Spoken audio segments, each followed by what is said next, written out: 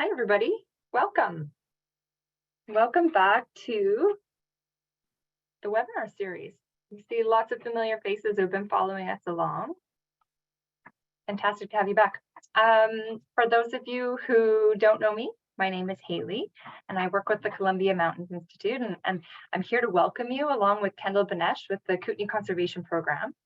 And as many of you know, we have joined forces, bringing the CRED Talks, the Columbia River Ecological Discussions, and the KCP's Winter Webinar Series together into one. And we've got a treat for you today, a pretty fun, dynamic crew who are going to delve deeply into what it's like managing fire on the landscape. Let me just advance my slide here.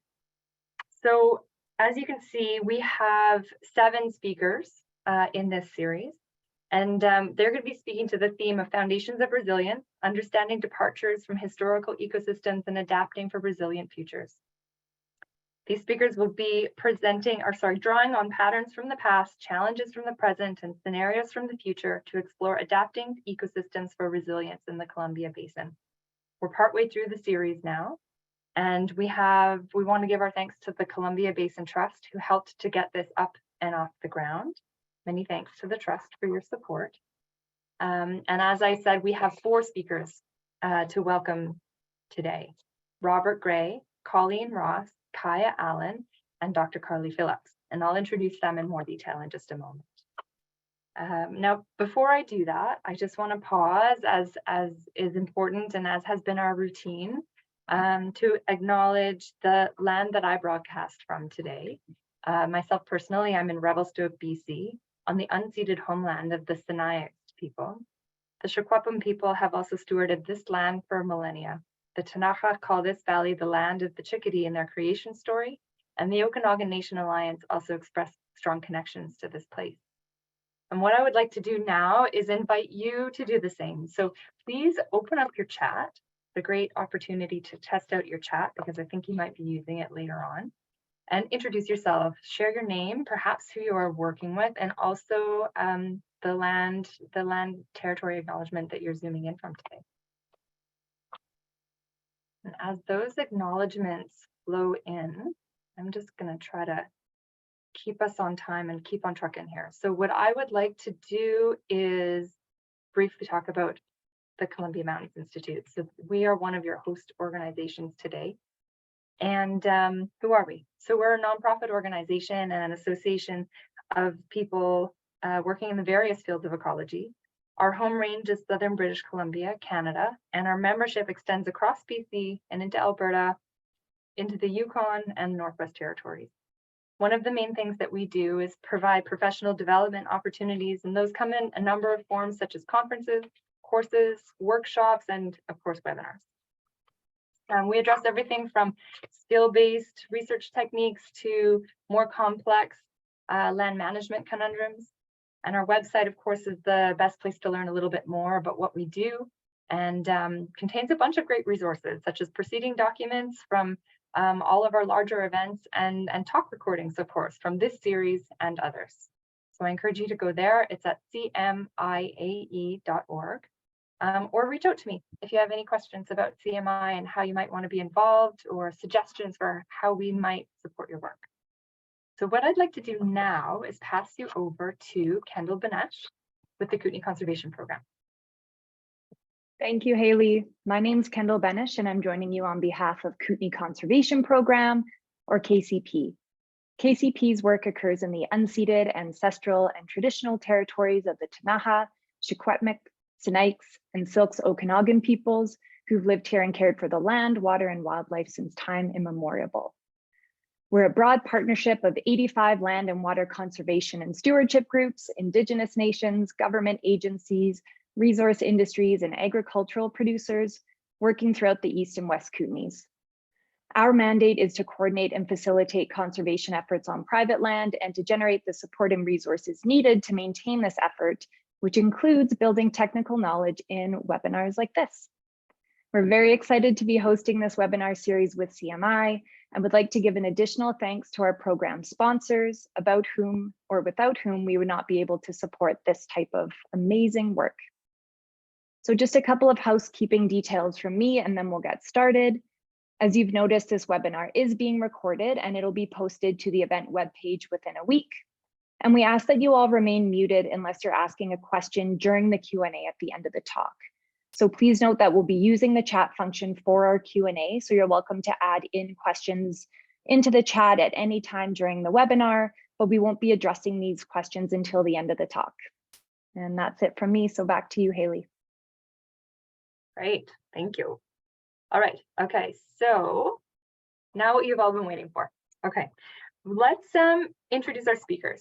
Robert Gray, Colleen Ross, Kaya Allen, and Dr. Carly Phillips. It was really fun seeing this come together. It was this really quick and organic process, I would say, from my perspective anyways, and I'm quite excited. So they're going to be presenting a talk titled Reintroducing Fire as a Process, Restoring Disrupted Fire Regimes Across Landscapes. And what I would like to do is just read a couple, well, 4 short bios. So Robert is a certified wildland fire ecologist with over 40 years experience in fire science and operations, including prescribed fire in Canada and the United States. Colleen is a burn boss and a wildland fire ecologist. She was drawn to the positive benefits of prescribed fire at a young age and is eager to continue learning and sharing the art and science behind prescribed fire. Kaya is currently a unit crew supervisor with the BC Wildfire Service, and she's also a biologist specializing in ecosystem restoration and recovery as it pertains to wildlife disturbance and fire ecology. And we also have Carly, who is a researcher in residence at the Pacific Institute for Climate Solutions at the University of Victoria. She's interested in ecosystem ecology, climate change, mitigation, and carbon cycling. So we're going to pass it over to them.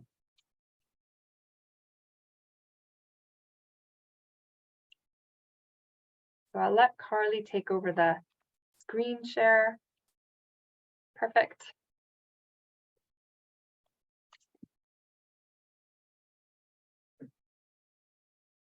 All set to go? All set, we can hear you. Great, thank you very much. And thank you so much to the organizers and the opportunity to speak to everybody here. And thanks for everybody I see we have 113 people sitting out there, so welcome you all. We took a look at the outline for this series and thought that, okay, a big piece of this puzzle when it comes to resilience is those operational things that we can do. And certainly prescribed fire is a big part of that. So we pulled a team together because we're often used to working as a team, and we've got this presentation for you. So I'm going to lead off with an overview on prescribed fire planning, and then I'm going to hand it over to Colleen, who's going to talk about, once we have the planning done, we could move to operations. Key is going to talk about the very important element of, converting our objectives into results, and how do we determine how effective our burn has been through fire effects monitoring. And then Carly's going to bring up the end of the presentation and talk about that all important topic of carbon. Prescribed fire and carbon is a very important topic. So we'll move on to that the last. So next slide. We'll advance to the next one. So it's often, I find it quite useful to develop kind of a decision tree when I talk about organizing things. So when we talk about prescribed fire planning decision tree, we start off with that kind of that bigger holistic picture of why are we doing a burn? Why are we contemplating applying fire to the landscape? And part of that is this ecological, social, and legal framework, the different environments in which we have to, think about prescribed fire. And distilling out of that are likely to come a number of objectives. And we can either have quantifiable objectives or qualitative objectives, or both often. From that, once more, we distill down into the key elements of a prescribed fire plan. Next slide. At that larger scale, we're really interested in the decisions that lead to the use of fire. So, and we can generate a number of questions to help us with that decision-making process. Is it part of a larger landscape strategy as one? So community wildfire resilience plans in Cranbrook and Kimberley, we apply fire. That's part of our community wildfire resilience plans. The ER program in the trench. These new forest landscape plan that are being developed, prescribed fire will likely be a big part of those efforts as well. Is it ecologically appropriate to apply fire to this ecosystem that we're looking at managing? Did the ecosystem evolve with fire? And if it did, what was the fire regime and what type of fire severity? So the next question, how departed is the fire regime, is important because organisms have adapted to fire over a long period of time, but situations as far as forest structure and composition can change so that when we reapply fire, it's not the same severity.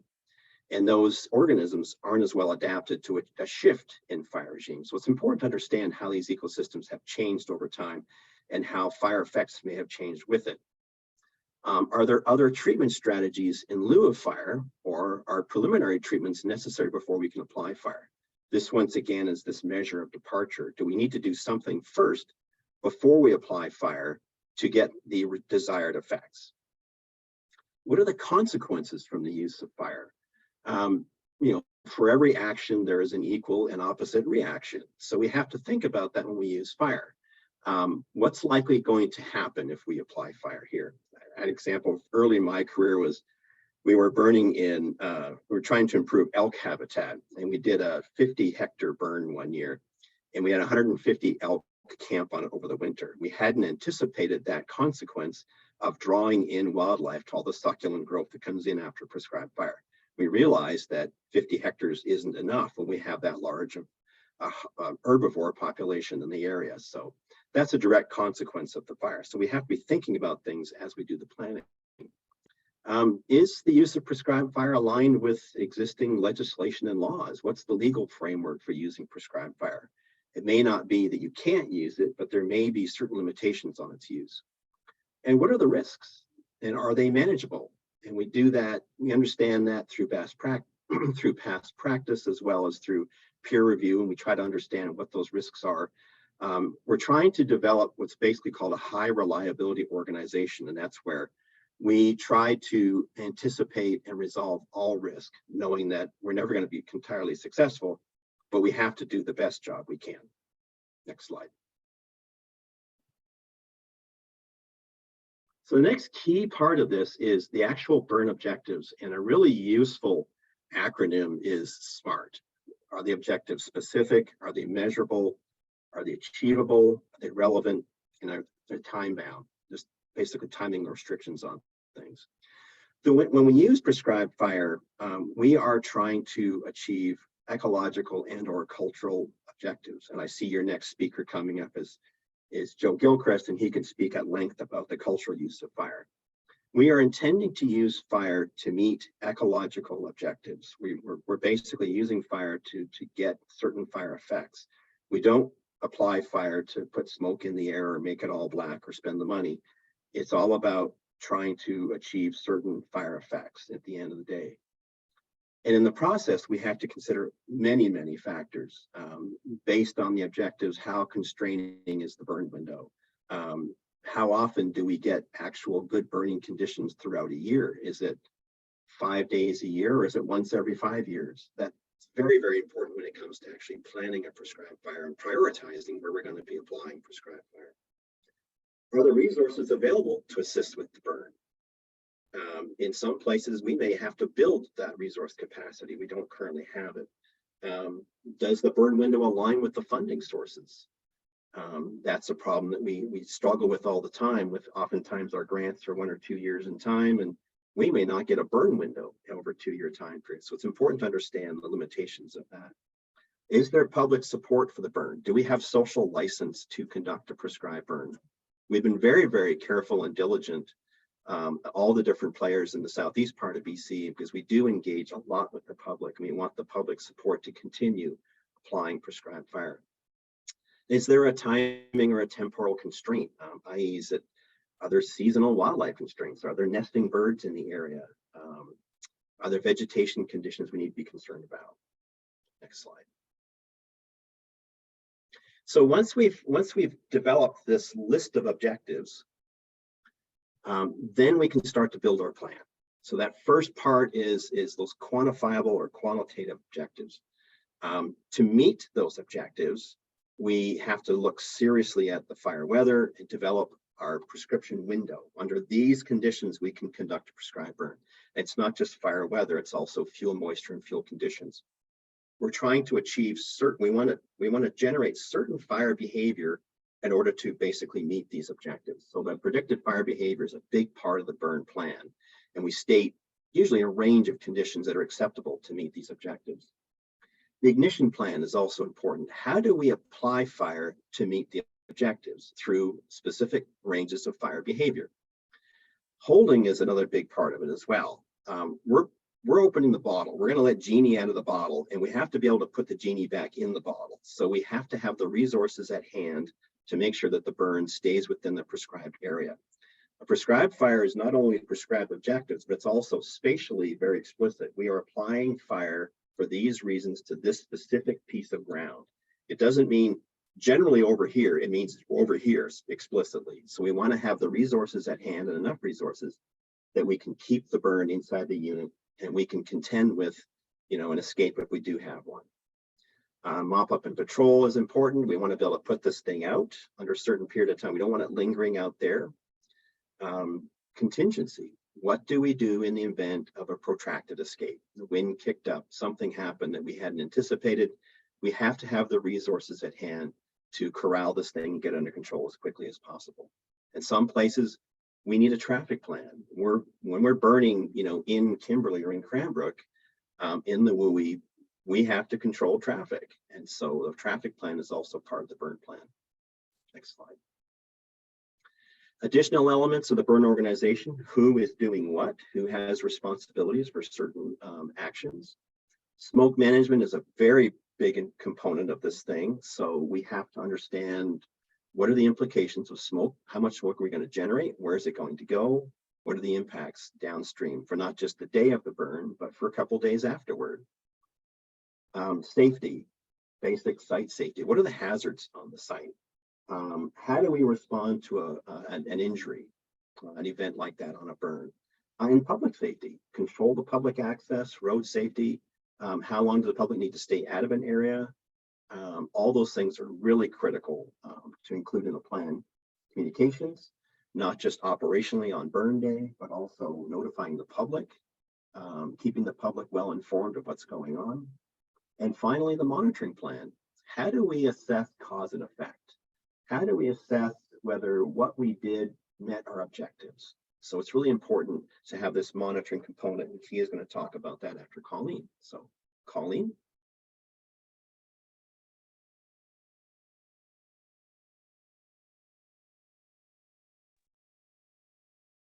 Hi there.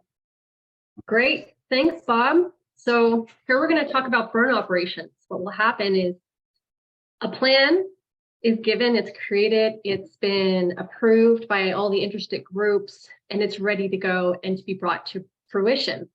So I'm going to explain a little bit in not a lot of detail. We're going to stay high level here because it can get really, I could get into the weeds. We don't want to go there. We're very time bound here. Into burning operations on burn day and how we're going to make a successful burning operation day based on the plan that has been written. There's many roles on a burn day, everything from putting out those road signs, stating a burn registration number, making sure there's pizza for dinner. And this presentation is just going to focus on some key ones, not all of them. Next. So in British Columbia, we follow the incident command structure when it comes to burn day. And the burn boss is the person in charge or at the top of that organizational chart. So it's equivalent to an incident commander. And each position under the burn boss will report to them. You move up that chain of command. So the burn boss is responsible for everybody underneath them in that org chart. If you want to dive into the details of what and who exactly works, what resources and who works on a burn plan and on burn day, you can go to BC Wildfire Service. They have a great site explaining some of that, Fire Smart Canada. And if you really want to get into the tasks, the National Wildfire Coordination Group of the United States has some very good task books linked to each of these sections to explain exactly what they're doing. Next. So let's start with the burn boss. So they're the ones in charge on burn day.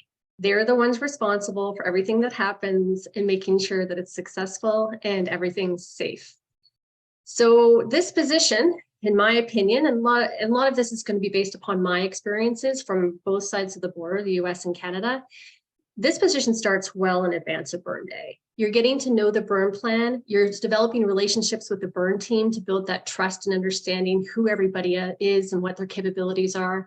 You're getting to know the unit, where the challenges are, where different pinch points could be, where you can cut things off, understanding the fuels, understanding the fuels around the unit.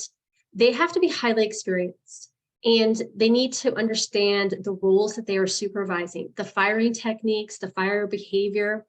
They're responsible for making sure everything is smooth and goes well on burn day, from the pumps and hoses working to the conditions being ready and present.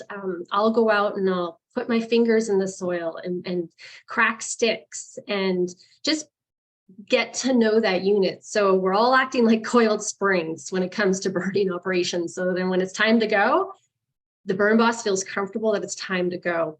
They're doing pre-weather and pre-fire behavior, getting to know the current and expected fire weather behavior conditions, and just making sure that the information in that burn plan that's given to them will be implemented successfully. Okay, next. Now, I know you can't read the detail on this piece of paper that's in front of you right here, but that's okay. That's not what it's about. You can go to the BC Wildfire Service site and look up no-go checklist, and that's what I have presented here. This is a due diligence piece that is filled out just prior to burning operations to make sure the burn boss is covering everything that needs to be covered to justify being able to put fire on the ground. And some of the things included in the no-go checklist are smoke management prescription specifications, the requirements of the resources. Are they certified? Are they qualified? And making sure that all the resources are there for containment and adequate containment and potential for escapes. Next. The next key position is the firing boss. The firing boss is reporting to the burn boss, and they're in charge of exactly as it sounds, firing and ignition operations. So we won't get into firing techniques or patterns here, but a firing boss really needs to understand the different techniques, the different patterns that can be used in ignition operations, and the different resources and firing resources that can be used, and ignition resources that can be used on burn day to meet the goals and objectives of the burn plan. They should have experience in all of that, as well as the fire behavior on top of that. They are always one step ahead. They're thinking about changing their patterns, changing the techniques based on the current and expected fire weather and behavior, so that we stay in prescription and that the fire effects that's desired in the burn plan and those objectives are being met. They work very closely with the holding boss. These two are very tight because your firing can only be as move along as quickly as your holding is able to contain everything safely. So now onto the holding boss. I like to call the holding boss the goalie in a way. Like this is such an important position.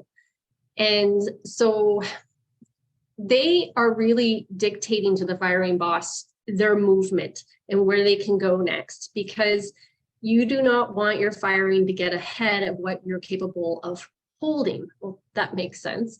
But a holding boss, again, their job starts well in advance. They're making sure contingency makes sense, the guards make sense, their equipment is in working order, the pumps and hoses are in working order, their people meet the expectations for firefighting. This person in holding boss position, they should have a good firefighting background and fire suppression background. They also need to understand the contingency plan, and like the burn boss and the firing boss are also many steps ahead of everybody else, thinking, what if the fire were to go here? What if it were to go here? How are we going to react? How are we going to fight it over here? And ready to implement the contingency plan if needed. Next. So again, a very important job. And I often tell people who are just starting out in prescribed fire or want to learn more about prescribed fire, this is a very good section to start under, because you hear and see everything, as well as you understand the importance of this role and how and how really at the end of the day, they're the ones dictating the movement and the progress of the burn on burn day. Next. So the fire behavior specialist, or fire behavior and fire effects monitoring, is a position on burn day that is very important for documentation and check-ins to let us know what we're doing is good. You might see this role labeled as fire effects monitor, fire behavior specialist, or fire behavior analyst. And what they do is they gather current weather and fire behavior. They're looking at things like flame length and rate of spread, temperature, relative humidity, and the winds, and they're reading that out across on the radio for the whole burn team. So they can hear, what is the fire doing? Are we staying in prescription? Are we meeting the prescription? Do we need to increase our rate of spread? Are we meeting our desired fire effects? And are we going to meet the objectives? They're looking at smoke patterns, and they're taking pictures and videos. And all of this information will be used. Next. All this information is gathered and used and given for improvement in burn plan development, as well as for the long-term fire effects monitoring that Kia will be getting into in the next presentation after this. So a very important job, very needed, very dorky. It's definitely my favorite position next to burn boss on the burn. It's a very critical job, and you need somebody that understands fire behavior as well as can assess challenges that might be happening. They need to have the confidence to be able to call out wind gusts or know the clouds, so they can tell a story that could be coming, a convective buildup that could bring gusts, things like that. So very experienced person in fire weather and fire behavior should fill that position. Next. So now we have our burn team in place. That org chart was very simplified. There could be up to 20, 50 boxes on that org chart, but I simplified it. When everybody's in place, the burn boss does a safety briefing and talks about why we're here and what we plan on achieving, what to look for, etc. The communications, all those things that go into the burn plan that Bob laid out for us. And then we do what's called a test fire. So this is it. It comes down to this. This is where my heart speeds up on burn day, because I am really hoping and crossing my fingers that everything I thought about as a burn boss leading up to now is going to be successful. A test fire is exactly as it sounds. We're setting a fire to test to see if the conditions are good to stay in prescription and meet our objectives and fire effects that we want. How big is a test fire?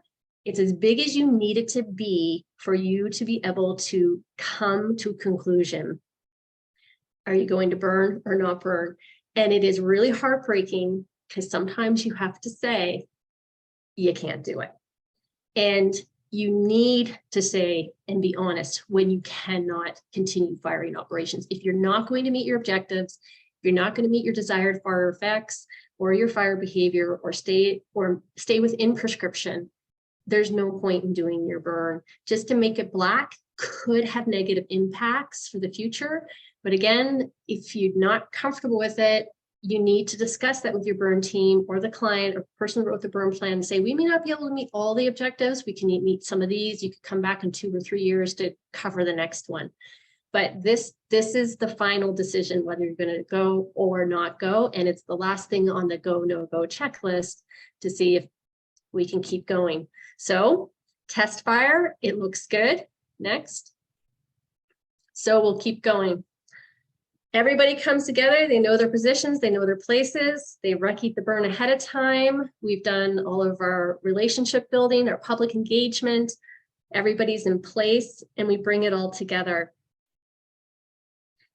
The idea is, again, meeting the fire effects, meeting the prescription, meeting the objectives, having a successful burn day, doing an after action review over that pizza that we ordered for dinner, so waiting back at the staging area, and then evolving that into future burns in the area. Thank you. All right, thanks, Colleen. So as been alluded to, I'm going to be talking to you all about fire effects monitoring. So fire effects are really the bread and butter of prescribed fire for fire ecologists and fire scientists. And although ecosystems have co-evolved with fire, as we all know, burning under different conditions is going to lead to different effects from the fire on the environment. And it's also going to affect the success of the burn as it relates to overall prescription objectives. So let's get into it a little bit next. So what do we mean by fire effects? A broad definition is the physical, biological, and ecological impacts of fire on the environment. So that's talking about the interaction between heat, severity, and intensity, and the properties of the ecosystem components. What this definition doesn't include are the social aspects of fire effects. So there's also the social license to burn. How does the community feel after the burn is completed? How do the fire practitioners feel? So there's a biological aspect and a social aspect to fire effects. Next. Importantly, it's good to define a few terms that are commonly used by fire practitioners, and sometimes they're used interchangeably. So there is a difference between fire intensity and fire severity. Fire intensity is the energy released by a fire. So typically you're gonna see that explained in kilowatts per meter or some sort of form like that. And then fire severity is really how that fire intensity is affecting the ecosystem. So we're talking about the loss or change of organic matter above ground and below ground. So you might be able to look at the size of twig diameter that's being consumed, or how the depth of duff layer that's being consumed, things like that. And then burn severity is specifically talking about the consumption from fire. Next. It's also important to talk about ecosystem response. So in fire effects, we're often talking about how ecosystem processes are going to be altered by fire. So that's talking about regeneration and colonization, and those are related to fire intensity and severity. And so we want to use different ways to measure fire effects in order to look at these ecosystem processes and the ecosystem response. Next. So fire can have effects on a number of different things. This list is certainly non-exhaustive. Anything that you can really think of that might have an effect in terms of the ecosystem, but also socially. So air quality, smoke management is also an effect, your visibility, your air traffic if you're close to an airport, and those social qualities that I mentioned before. And so there's a huge amount of fire effects that can be included in order to be monitored in any given plan. Next. So how do we measure these fire effects? Well, as there is a very large list of potential fire effects, there's also many ways that they can be monitored. However, this is going to change temporally and in space. So you're going to want to get your baseline measurements done depending on what you're measuring. So those can look like fuel moisture readings, fuel loading transects, vegetation plots. And then, as Colleen had mentioned, there's additional data that's going to be collected during the burn as well. So those weather readings, those fire behavior observations, there's other observations you can take. So you can measure soil heat and things like that. And then measurements are also going to be you're going to want to take after the burn. So typically measurements will be wanted to be taken immediately after the burn, and then also in some sort of longer monitoring time scale. It's also important to mention that there are different scales to measuring fire effects. So sometimes it's small scale and we're looking at small units, and then sometimes we're looking at larger landscape level measurements. So we're using remote sensing and things like that to take these measurements. Next. So when we're, as I mentioned, when we're monitoring fire effects, then we're going to need repeated sampling and temporal variation in sampling. So this should be incorporated into the burn planning and the monitoring from the beginning. And that way, fire practitioners can ensure that this data is collected and that we have a plan to make a longer term data set if that's necessary. Next. So how does this relate to prescribed fire management? So as I mentioned, fire effects monitoring is really how we figure out whether or not we've met the goals of the prescription of the prescribed burn. So in that burn, we're going to be able to set different parameters for different variables which are going to affect outcomes. So we can define specific fuel moisture levels, and we can also determine seasonality, different things like that, depending on the variable that you're looking at. These are really part of an adaptive landscape management plan. So fire effects monitoring is an iterative process. We're looking at taking measurements and feeding that back into our planning process in order to be able to inform further management planning, and also to be able to inform our next burn or determine if we need to take more measurements somewhere else. So the system gathers data and information needed for fire management. It assesses ecosystem damage and benefits, as well as social effects, and it evaluates the success or failure of that burn. So in this way, we're able to really get a good data set and take a look at the management actions that we're taking and inform our management moving forward in order to take the best next steps. So thanks. With that, I'm going to hand it over to Carly. Thanks so much, Kia. Hi, everyone. I'm Carly Phillips. Thank you to the organizers. I'm looking forward to talking with you all today.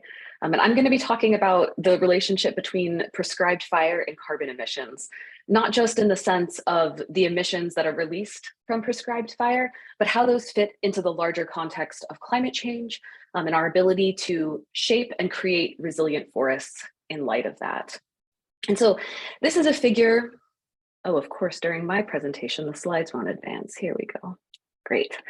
This is an image that was taken from a paper that Jen Barron led, who's at UBC and who spoke during this series last week, that's showing the extent of disruption of fire regimes. Because when we're thinking about prescribed burning, it's often about trying to reinstate a more historically aligned fire regime that looks closer to what would have happened in the past. And on top of those conditions are climate change. So we have this disrupted fire regime, and then we also have climate change on top of that. So not only have we lost the landscape mosaic and have higher fuel loads as a result of fire suppression and colonization, but we also have climate change that's drying out via drought and higher temperatures, the fuel that's on the ground. And layered on top of that is mountain pine beetle, which again is creating essentially tinder in our forests. And we know that wildfires are increasing in size and that they're increasing in burned area every year. So this is a study that came out last year. And what you're looking at here is burn area in percent per year on the y-axis and year on the x-axis. And each of the different lines is showing different climate change scenarios where green is the least amount of temperature increase and red is the most. And so regardless of what scenario we're in, we can see that burned area is projected to increase. And we know that with that, there come certain impacts and fire effects like Kia was just talking about. And those are going to be really important in determining the extent of carbon emissions that are coming from any given fire. And so let's take these higher severity fires that have become much more common under climate change and think about what the effects of those are. So this is a great graphic from CBC that really dives in to the way that high intensity and high severity fires impact an ecosystem. So you can see here on the left side that we've got a crown fire that has moved into the canopy. It's burning soil, it's burning vegetation, and all of that translates to not just carbon dioxide release, but also methane, nitrous oxide, and other more potent greenhouse gases. Following that fire, you have a potentially, and again, there's variation within this, you have a forest that's no longer potentially going to be able to regrow, or maybe regrowing after a longer period of time. You have hydrophobic soil, so there could be consequences for water quality. There could be an increased risk of landslides and mudslides, that kind of thing. And so you have these really damaging effects. And from a carbon perspective, the carbon that was released as part of this high intensity fire may not be taken up again for another century or so, let's say. And in a lot of ecosystems in southern British Columbia, the ecosystems did not evolve with these high intensity fires. And so when these happen, they're a real departure, as Bob was discussing, from the fire regime of the past. Now, if we compare that to something like a low intensity fire, which, although not always the case, is often the type of fire that prescribed burns are imitating, you can see that it's not killing trees. It's not going to burn fully into the duff and into the forest floor. And while there is some carbon dioxide release and other greenhouse gas release, it's not nearly of the same magnitude as what you might see in the high intensity fire. And then following that fire, you're going to see carbon storage over time. You're going to see carbon sequestration, and there are different and potentially from a human perspective, more positive consequences of that fire. And these fires, these low intensity fires, are also going to be releasing fewer emissions when compared to higher severity and higher intensity fires. And so to put those ideas into context, we can look at the actual emissions from wildfires in British Columbia.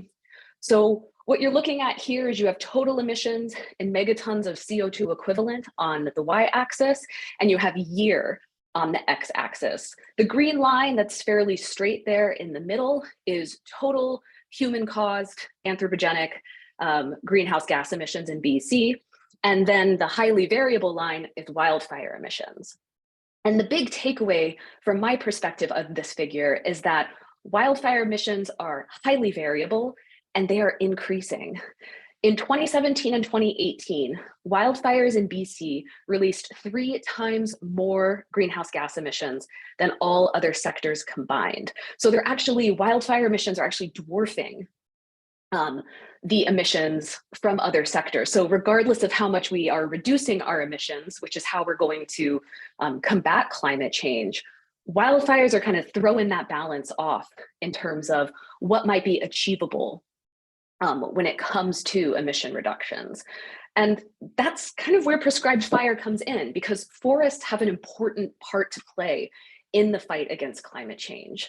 We're trying to, as a global community, limit warming to 1.5 degrees Celsius over the next century. And it requires that we reach net negative emissions. So not only are we not releasing more carbon, but that there's active removal of carbon from the atmosphere. And forests are already doing that. They're already removing about 30% of fossil fuel emissions. But we also know, as I mentioned at the beginning, that these forests are in this state of a disrupted fire regime. And so the forests are holding more carbon than they have historically. And all of that carbon is at risk of getting released in these large, high severity and high intensity fires that release huge amounts of carbon to the atmosphere. But we know that forests are going to be part of climate change solutions. And if we're thinking about how we might get there, if we go back to this figure, you can see that wildfires are jeopardizing our ability to meet these climate targets. And so in thinking about how prescribed fire could be part of these solutions, it's good to look at studies that have done these kinds of comparisons between high intensity, high severity wildfires and lower intensity prescribed burns that might be able to offset some of those emissions.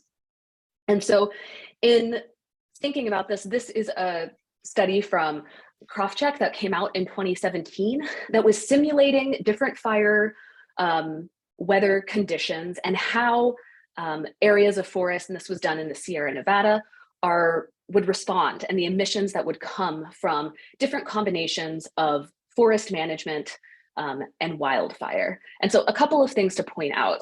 On the x-axis, you've got your cumulative fire flux, you've got your emissions. And it's important to note that on the figure in the left-hand side that's showing contemporary fire weather, that goes from 0 to 4. And on the right-hand figure, the y-axis goes from 0 to 40, so an order of magnitude difference.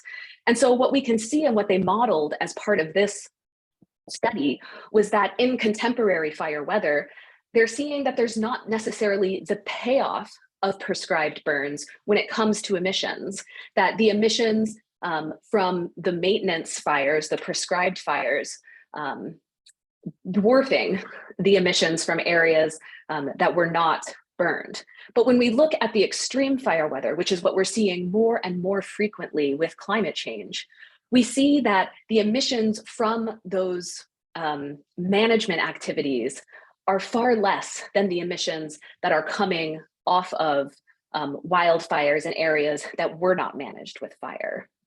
And so what that shows me in this modeling exercise is that the upfront costs of doing these prescribed burns are going to pay dividends in this future climate where wildfires are projected to release even more carbon as they burn. And there are other benefits that go along with this too. There are benefits, this is a figure from Scott Stevens' work at Berkeley, and what he has shown in parts of the Sierra Nevada as well is that not only are there benefits for ecosystem resilience, there's benefits to water quality, there's benefits to biodiversity. And so actively managing landscapes is going to allow us to achieve that resilience that's going to be so important for climate change.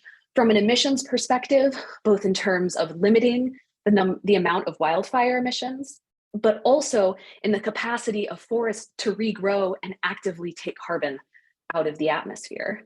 And there are examples of this in place, in practice, elsewhere in the world. And so these are totally different systems as a caveat, but they present a way to think about this and the trade-offs between prescribed fire and wildfire when it comes to carbon emissions. And so in Australia, the Australian government has an emissions reduction fund. And one of the things that qualifies for carbon credits as part of that is prescribed burning, given the avoided emissions that burning will avoid if a wildfire were to burn through that same system. And so they're actually issuing carbon credits for this prescribed fire as a way to reduce emissions overall, which really illustrates the utility of this when we're thinking about carbon and climate change and their relationship when it comes to natural ecosystems. And this is a place of active research. Both Bob and I are part of a project that's focused on British Columbia and trying to understand how we can manage forests using strategies like thinning and prescribed burning to not only reduce wildfire emissions, but enhance carbon sinks and create bioeconomic opportunities. And so this is, like I said, an active area of research where these ideas are being explored and we're learning more about the specifics of different ecosystem types and their capacity to absorb carbon and have reduced wildfire emissions as a result of different management strategies. And so in conclusion, we know that prescribed fires release carbon emissions, but these losses could be offset by reductions in future wildfire emissions. And we also know that there's a need for BC-specific research that's underway to investigate the trade-offs in the variety of ecosystems that are part of BC. And finally, we know that forests are a part of climate change solutions, and actively managing our forests using techniques like prescribed burning are an important part of maintaining that resilience and allowing them to be a full part of climate change solutions. Thank you.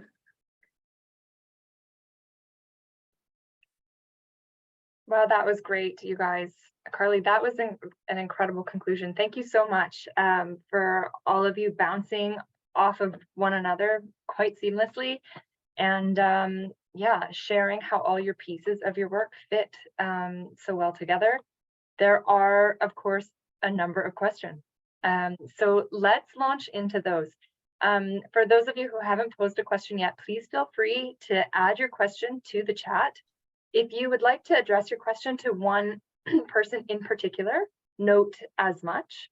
And what we're going to do is we're going to relay those questions to the speakers as they come in. Okay, so let's start with Jesse's question. She says, how have mid to high elevation projects managed incidental takes of whitebark pine as a listed species at risk?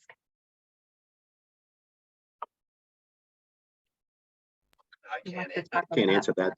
That's a good question for some of the national parks folks who are actually doing ecosystem restoration in high elevation forests. Yeah, I might just have a comment that down in our region in the southeast, there are whitebark pine, but I haven't personally seen there be an overlap with some of our higher elevation ecosystem restoration burns.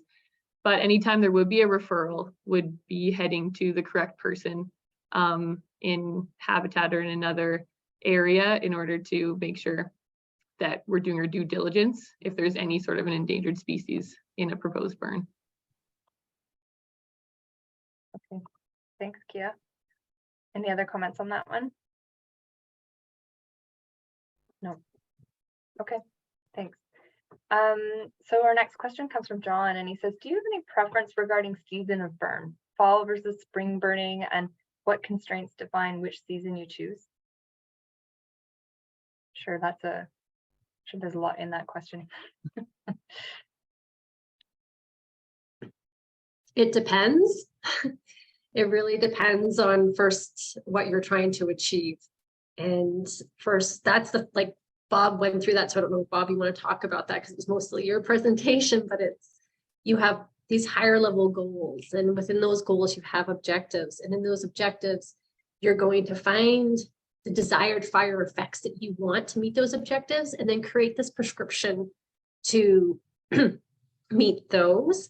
And it could be spring, it could be fall. And a lot of that goes into running the fire behavior, running the models, talking to locals. Local knowledge is huge when it comes to doing prescribed fire and trying to figure out the right fire, the right time of year to meet what you desire, your end state. So it depends. It depends is a very common answer in prescribed fire, and I hope I don't use it a lot the rest of the time, but I'm just going to warn you. But that's a good question. Anybody else have anything to add? I've just come across the preference for different seasons of burning depending on the area, so it depends, around wildfire risk. So some, municipalities or nations are adverse to burning at one time of the year or the other, just due to local knowledge around wildfire risk, and that'll be something that would be incorporated in the burn plan. Okay, see some nodding. All right, thanks you guys. So our next question comes from Mandy. She says, do you change burn timing for desired outcome? So for example, increase berry production, or is the focus of these burns mostly to control understory density in general? It really still depends on what your objectives are. Timing so much, it's timing as it affects fire effects. So, we talked about the different objectives that we have, and one of the first things we do is if it's plant species specific, then we look to the research and local knowledge, and oftentimes it's indigenous knowledge about what is the fire ecology of those species. And it's not just the species themselves, but it's plants, it's also the pollinators that are associated with those species. So there's a lot that goes into understanding what's the relationship with fire. And oftentimes, as Kia mentioned, it's a temperature threshold relationship. So timing may have some relevance to it, but other conditions like soil moisture and soil temperature, what are the fuels in the area that you're burning, that are associated with the plant that you're interested in. The question was, what are some of the sort of common objectives that we have, and each burn is a little bit different. I've been burning for 40 years, and yeah, oftentimes we have an objective to reduce the encroachment of conifers that are coming into a savanna type forest structure. We may be trying to keep trees alive, but oftentimes we're really kind of aiming for the generation of higher levels of pyrodiversity is really the term that we're after. It's all these species that are adapted to fire or have some kind of relationship to it. So timing is an element, but there's so many other pieces, as Colleen mentioned. It depends. Okay, thanks you guys. So question from Randy, will carbon sequestered by grasslands be considered part of the climate change mitigation strategy in BC?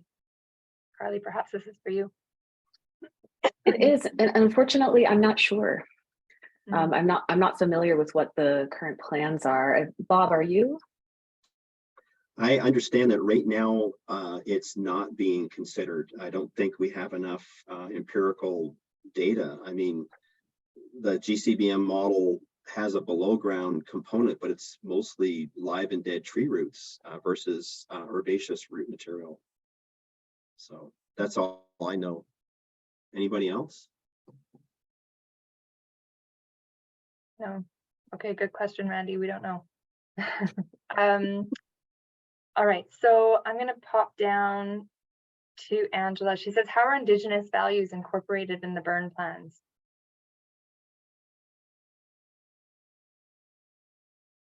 Go for it, Colleen. Oh, well, there's always the, because you want to, the consultation piece. So that's really important when you're doing your burn planning. And then it really, it depends on the goals and where you're burning. If they are or desire to become part of the burn plan and its objectives. However, Indigenous consultation is part of the burn plan process. Yeah. Okay. All right, so I just have an eye on the time. I know that a number of you have 1 o'clock commitment. So we have a number of great questions, but I think I'm just going to ask one more, unfortunately. So this question comes from Tom. Is there any hope that given the scale and application of prescribed fire that we will significantly reduce wildfire emissions on a provincial scale? It's entirely possible. I mean, Carly, dealt with this a little bit, that we can see empirically through analysis that it's possible to do it. Whether we have we don't have the current capacity in BC, we have to just significantly increase capacity to do it. It is feasible to do. I'll put it that way. Anyone else want to add to that? I'll just quickly add that I think that, yeah, the scale of burning would need to be increased greatly in order to do that. And again, like you said, Bob, it's not to say that that's not possible, but it's going to take a big change in capacity to meet that objective. We do know from landscape analysis, patch scale analysis, and process and patch scale analysis that the Indigenous steward landscape just didn't deliver the size and severity of fires that we're seeing now and that we'll see in the future. So severity is equated to consumption. So if we know that we didn't have that scale of fires and that scale of high severity fires with the associated consumption, we didn't have the emissions. So what we have to do is we have to look seriously at that landscape that was stewarded by Indigenous people before colonization and look seriously at that as a template. Okay, yeah, I see. Okay, well, fabulous. Thank you to all 4 of you. And thanks to everybody for your attendance. I just have to quickly do some wrap up gratitudes and share a little bit about what's coming up next. So hopefully you can see my slide now. Of course, this is the time where I thank our speakers for their time, for their collaboration, and volunteering themselves to share this work with us. Thanks also, of course, to KCP for your partnership on this project. And thank you to the Columbia Basin Trust for your financial support, and also to KCP's core funders. What I'd like to do now is just highlight the talk coming up next, which ties in beautifully with our just recent comments and questions. We'll be welcoming, where am I seeing here? Next week, we'll have the opportunity to delve deeper into cultural burning, and we'll be welcoming Joe Gilchrist, who will represent the work of the Salish Firekeepers Society, doing some really interesting work that I'm sure we'd all like to hear a lot more about. So that takes place next week, same time, same day, March 2nd, noon Pacific time. And you can connect with me for details. You can register via the webpage. You can find it cmiae.org. And yeah, I hope you're enjoying the series. We're making our way through now, building a big story. So thanks everyone for your time. Have a really great afternoon. We'll end this here.